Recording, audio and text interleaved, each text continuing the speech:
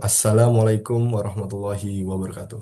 Perkenalkan, nama saya Ahmad Fatan Abdurrahman dengan NIM 23074320005 dari kelas TMD 5 MSU. Pada kesempatan kali ini, izinkan saya untuk sedikit mempresentasikan rencana evaluasi kami. Jadi untuk proyek yang saya dan tim laksanakan pada semester ini adalah pengembangan game berjudul Samurai Fight. Di sini kami beranggotakan 4 mahasiswa.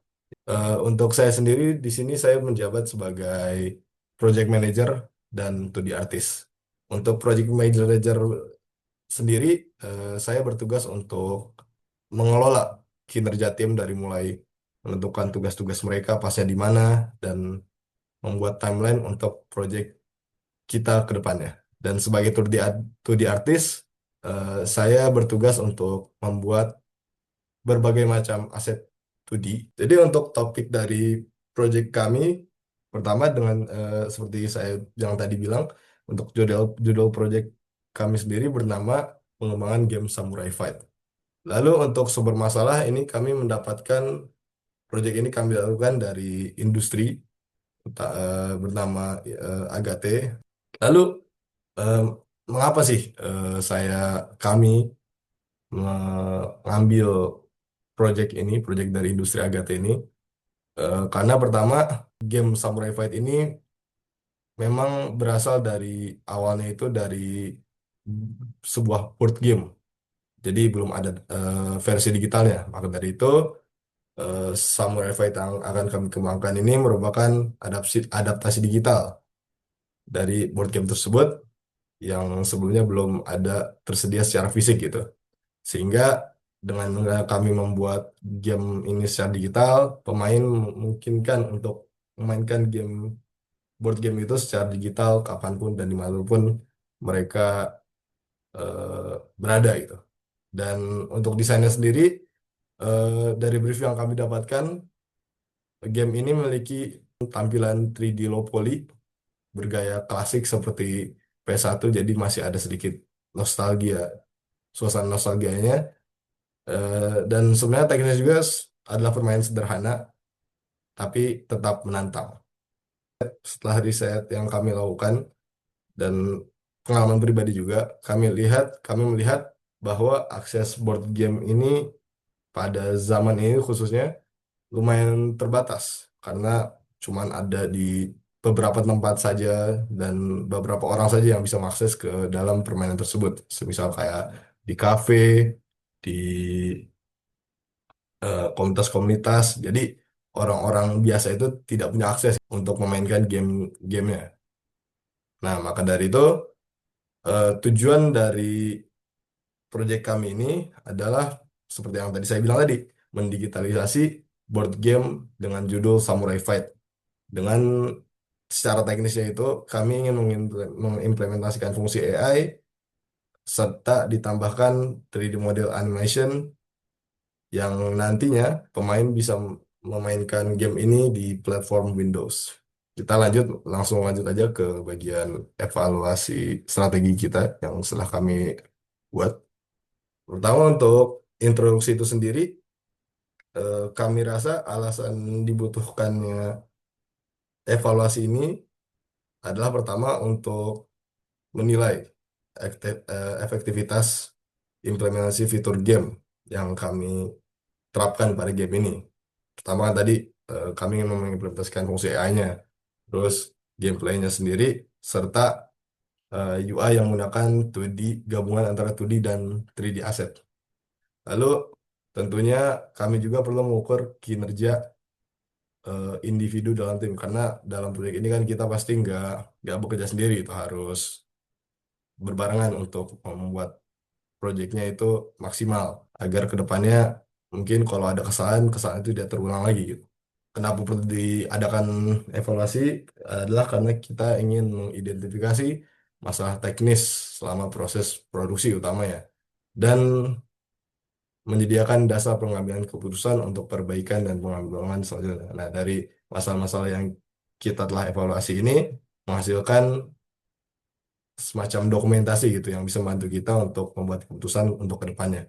Tujuan evaluasi ini adalah untuk memastikan hasil proyek kita itu sesuai dengan target yang telah ditetapkan di awal. Lalu indikator keberhasilannya itu kami ukur dari pertama kualitas aset 2D dan 3D, lalu performa gamenya itu sendiri, dan kepuasan pengguna.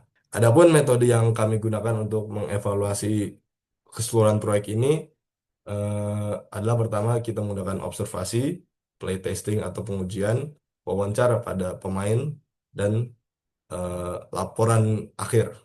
Lalu untuk instrumen yang akan kami gunakan adalah feedback form, menggunakan kuesioner, dan hasil pengujian performa dalam bentuk laporan. Setelah itu ada juga analisis data, yaitu untuk membandingkan hasil aktual dengan target yang direncanakan. Tadi kan di awal juga tujuan ini harus kita memastikan apakah sudah sesuai gitu dengan rencana awal.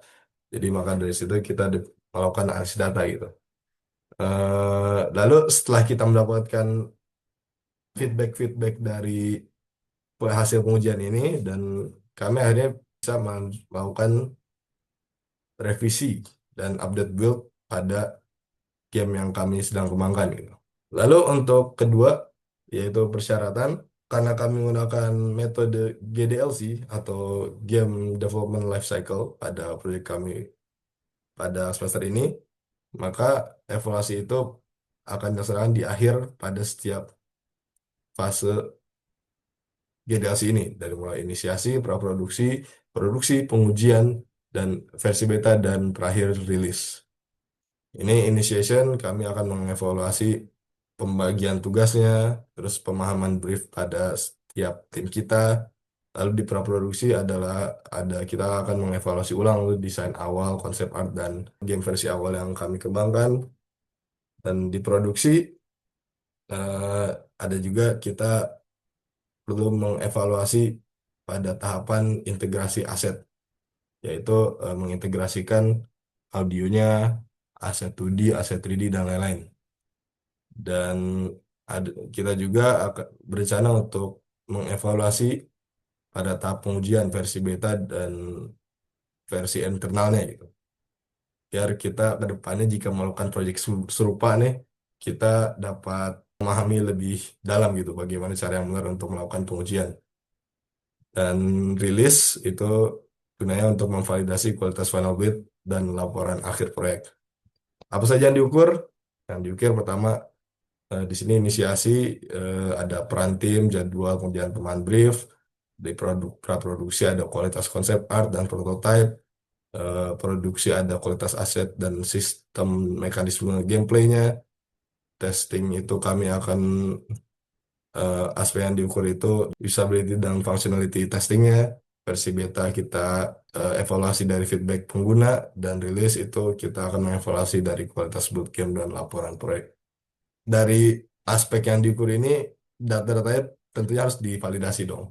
Maka dari itu eh, kami akan melaksanakan beberapa tahapan untuk memvalidasi data ini, pertama dari validasi internal, itu dilakukan oleh tim kita sendiri.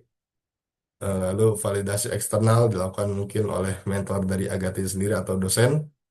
Dan lalu ada retesting, itu menguji ulang. Kita cari apakah ada bug pada game ini atau enggak, dan cross check kita akan mengecek kembali pada laporan kita untuk memastikan setiap hasil evaluasi disertai bukti. Lalu bagaimana datanya dikumpulkan, dianalisa, dan digantikan? Pertama adalah melalui playtesting, observasi kerja tim, dan laporan harian. Maaf, ini mungkin ada typo, laporan mingguan ya. Di sini lalu ada analisis data, yaitu menggunakan pendekatan deskriptif, kualitatif, dan kuantitatif mencatat jumlah bug, performa, dan waktu penyelesaian proyek ini. Lalu ada juga penggantian data. Jadi jika ada data yang tidak valid nih, misalnya bug testing tidak konsisten, data itu harus diganti dengan cara retest gitu atau flash testing. Dan ini pun ada pun tools yang kita gunakan untuk menganalisis data. Pertama adalah Google Sheet Excel, itu untuk rekap hasil evaluasi, Google Docs untuk melacak progres pencatatan perbaikan, Google Drive untuk menyimpan progres dan catatan perbaikan, dan GitHub repository sebagai catatan historis perubahan pada game kami. Baik, nah, di evaluation plan ini kita ada beberapa yang akan kita bahas dari mulai problem, masalah, solusi, objektif, dan rencana evaluasi setiap levelnya gitu. Nah, pertama untuk problem itu sendiri yang telah saya sebutkan tadi bahwa kami menemukan bahwa akses board game ini sangat sulit untuk digunakan gitu untuk orang awam atau publik karena yang tersedia hanya pada tempat-tempat tertentu saja. Maka kami mengembangkanlah game ini gitu. Lalu ada juga gap between present state and desired state atau mungkin celah antara kondisi saat ini dan ekspektasi kami gitu. Jadi untuk saat ini yang kami lihat itu memang hanya beberapa kelompok saja ya gitu yang bisa memainkan. Maka dengan harapannya sih dengan adanya game ini kami dapat merubah hal tersebut sehingga publik itu bisa lebih mudah gitu mengakses game ini. Nah, ini juga solusi yang kami dapatkan, yaitu AI sederhana, membuat AI sederhana untuk keputusan lawan, membuat model dan animasi karakter 3D, desain environment game yang mengambil gaya visual low poly PS1, pembuatan untuk build game untuk platform Windows. Objektif yang kami akan ukur itu pertama, gamenya itu harus berjalan stabil di Windows, memastikan pengalaman visual yang menarik imersi untuk pemain usia 10 tahun ke atas. Lalu AI dapat mengambil keputusan dasar secara mandiri, semua aset 2D 3D sesuai arahan artistik pada konsep awal, dan setiap anggota tim menyelesaikan deliverable sesuai peran. Jadi programmer bisa menuntaskan tugas dengan baik, 2D bisa mengerjakan aset 2D dengan baik, dan begitu pula dengan 3D artist. Kita langsung lanjut ke rencana evaluasinya. Pertama ada survey construction. Jadi kami untuk survey construction ini menggunakan questionnaire untuk mengukur kesan pertama dan memainkan game yang dilihat dari visual dan gameplay untuk kepuasan pengguna. Lalu data collection ini kami untuk survei sendiri kita targetnya 30 orang, 30 pemain usia kisaran 10 sampai 20 tahun. Jadi SD sampai mahasiswa gitu. Lalu ada data analisis, pertama analisis kuantitatif dengan skala Likert, misalnya setuju, sangat setuju, atau mungkin dari skala 1 sampai 5 apa puas gak nih gitu. Dan komentar terbuka berupa umpan balik. Dan ekspektasi kami untuk hasilnya yaitu mendapatkan minimal 80% responden dapat memberikan penilaian positif terhadap tampilan dan gameplay.